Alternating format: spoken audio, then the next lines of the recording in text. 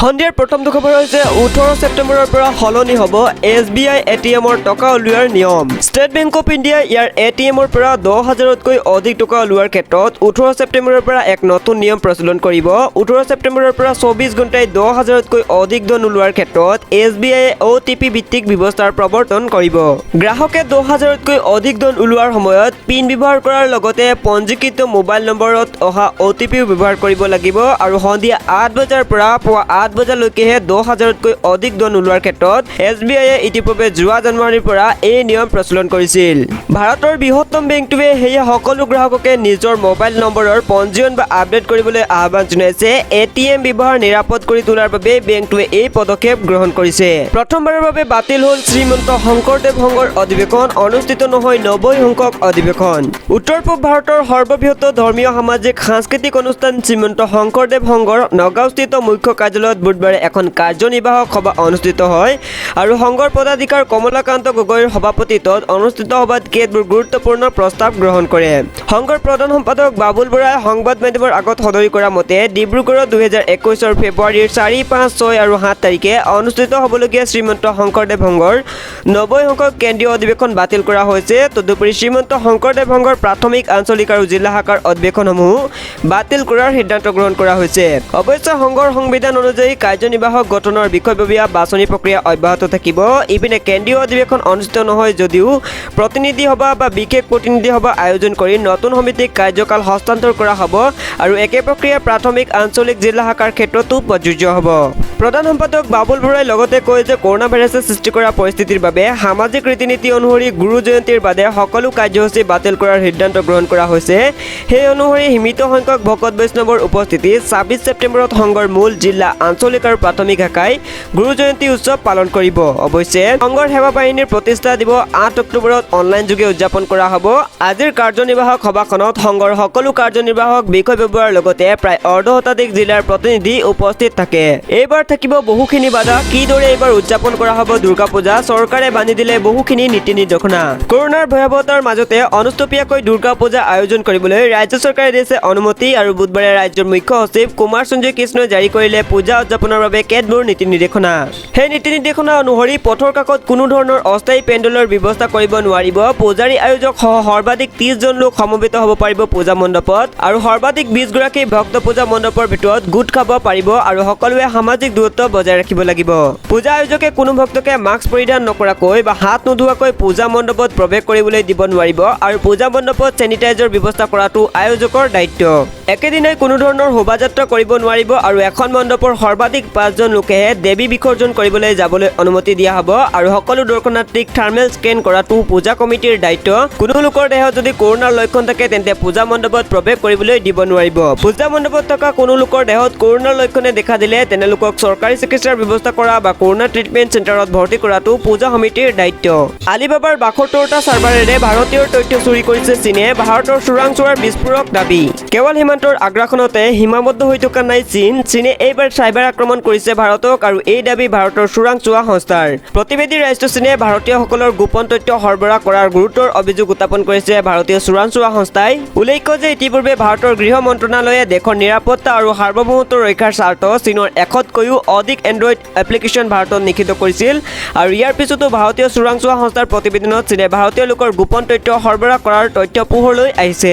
চোৰাংচোৱাৰ অভিযোগ অনুসৰি চীনৰ বহুজাতিক বাণিজ্যিক সংস্থা আলিবাবাই ভাৰতীয় লোকৰ লগতে দেশৰ বিভিন্ন বাণিজ্যিক সংস্থাৰ গোপন তথ্য চীনক সৰবৰাহ কৰিছে।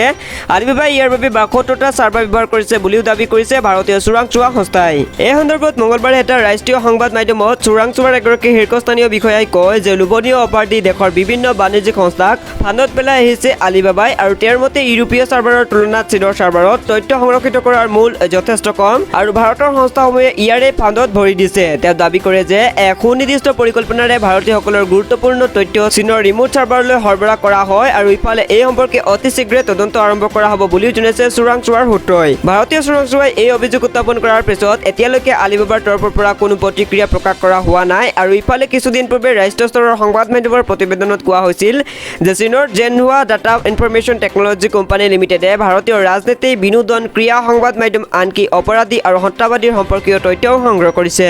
8.64 কিলোমিটাৰ প্ৰতি ছেকেণ্ড বেগত পৃথিৱীৰ দিশে আহি আছে বৃহৎ অঘটন। 2020 চিটুৱেশ্যনটো পৃথিৱীৰ বাবে বহু প্ৰত্যাহ্বানমূলক হৈ আছে আৰু কৰোনাৰ বাবে সমগ্ৰ বিশ্ববাসী সন্মুখীন হৈছে বহু বিপদৰ প্ৰাণ হেৰুৱাইছে বহু লোকে আৰু বৰ্তমানে এই কৰোনা সংহাৰৰ অন্ত পৰা নাই বিশ্বৰ পৰা তাৰ মাজতে আন এক বিপদে দেখা দিছে পৃথিৱীবাসীক তীব্ৰ গতিত পৃথিৱীৰ ফালে আহি আছে এক মহাবিপদ 8.64 কিলোমিটাৰ প্ৰতি ছেকেণ্ডত পৃথিৱীৰ দিশে আহি আছে এক বৃহৎ মহাকাশৰ অঘটন আমেৰিকাৰ মহাকাশ গৱেষণা সংস্থা নাছাই জনোৱা অনুসৰি ছেপ্টেম্বৰৰ 14 তাৰিখে পৃথিৱীৰ ওচৰৰে এক এষ্ট্ৰয়েড পাৰ হৈ গৈছিল কিন্তু সেইবাৰ কোনো ক্ষয়ক্ষতি নহলেও এইবাৰ কিছু শংকাই দেখা দিছে 17 ছেপ্টেম্বৰতো পৃথিৱীৰ নিচেই ওচৰৰে আন এক এষ্ট্ৰয়েড পাৰ হৈ যোৱাৰ অনুমান কৰা হৈছে এইবাৰৰ এষ্ট্ৰয়েডটো ইমানে তীব্ৰ বেগত পাৰ হৈ যাব যে ই সহজে দৃষ্টিত পৰাটো অলপ টান লগতে এইবাৰৰ এষ্ট্ৰয়েডটো আকাৰত বিশাল যাৰ নাম এষ্ট্ৰয়েড 2014 110 মিটাৰৰ এই এষ্ট্ৰয়েডটোৰ আকাৰ লণ্ডন ব্ৰিজৰ সমান আৰু অৱশ্যে নাছা এই ক্ষেত্ৰত কোনো বিশেষ চিন্তাৰ কাৰণ নাই বুলি কৈছে গতিবেগ অতি তীব্ৰ লগতে আকাৰত ডাঙৰ হলেও ই পৃথিৱীক খুন্দা নামাৰে 17 ছেপ্টেম্বৰৰ নিশা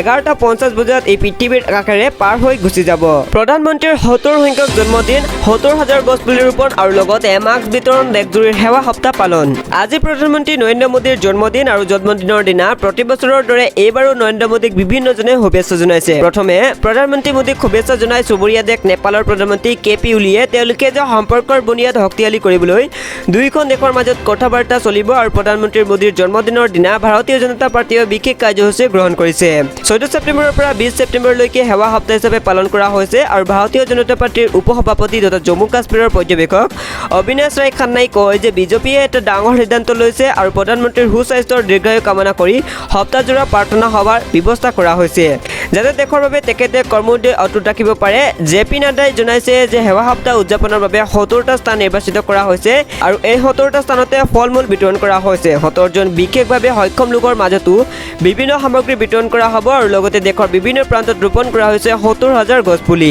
ইপিনে দলীয় কৰ্মীয়ে প্ৰতিটো পঞ্চায়ততে সেৱা সপ্তাহৰ কাৰ্যসূচী পালন কৰিছে আৰু প্ৰধানমন্ত্ৰীৰ জন্মদিনৰ লগত সংগতি ৰাখি আত্মনিৰ্ভৰতাৰ বিশেষ পুস্তিকা বিতৰণ কৰা হৈছে অসম মণিপুৰ মিজোৰাম নাগালেণ্ড আৰু ত্ৰিপুৰাত 14খন নতুন কাৰ্গো বিমান সেৱা মুকলি কৰিব স্পাইচ জেটে উত্তৰ পূৰ্বাঞ্চলৰ বিভিন্ন চহৰত কাৰ্গো সেৱা মুকলি কৰিলে স্পাইচ জেটে বুধবাৰে গুৱাহাটীত এই সেৱা আনুষ্ঠানিকভাৱে মুকলি কৰা মুখ্যমন্ত্ৰী সৰ্বানন্দ সোণোৱালে উত্তৰ পূৰ্বাঞ্চলক সংযোগ কৰা কাৰ্গো বিমান সেৱা আগবঢ়োৱা প্ৰথম ভাৰতীয় বিমান প্ৰতিষ্ঠান হিচাপে চিহ্নিত হ'ল স্পাইচ জেট অসম মণিপুৰ মিজোৰাম নাগালেণ্ড আৰু ত্ৰিপুৰাত 14খন নতুন কাৰ্গো বিমান সেৱা মুকলি কৰিলে স্পাইচ জেটে উত্তৰ পূৰ্বাঞ্চলৰ ব্যৱসায় বিকাশৰ বাবে কাৰ্গো বিমান লজিষ্টিক আৰু যাতায়াত যোগাযোগ উন্নত কৰিব বুলি আশাবাদী মুখ্যমন্ত্ৰী সৰ্বানন্দ সোণোৱাল দেশজুৰি লকডাউন আৰম্ভ হোৱাৰ পৰা স্পাইচ জেটে 50,000 টন কাৰ্গো নিৰ্দিষ্ট স্থানলৈ যোগান ধৰিছে আৰু কাৰ্গো মুকলি অনুষ্ঠানত মুখ্য অতিথি হিচাপে উপস্থিত আছিল মুখ্যমন্ত্ৰী সৰ্বানন্দ সোণোৱাল আৰু অতিথি হিচাপে উপস্থিত আছিল পৰিবহণ মন্ত্ৰী চন্দ্ৰমোহন পাটোৱাৰী ভিডিঅ' কনফাৰেন্সিঙৰ যোগেদি অংশগ্ৰহণ কৰে কেন্দ্ৰীয় মন্ত্ৰী হৰদীপ সিং পুৰী আৰু স্পাইচ জেটৰ অধ্যক্ষ অজয় সিঙে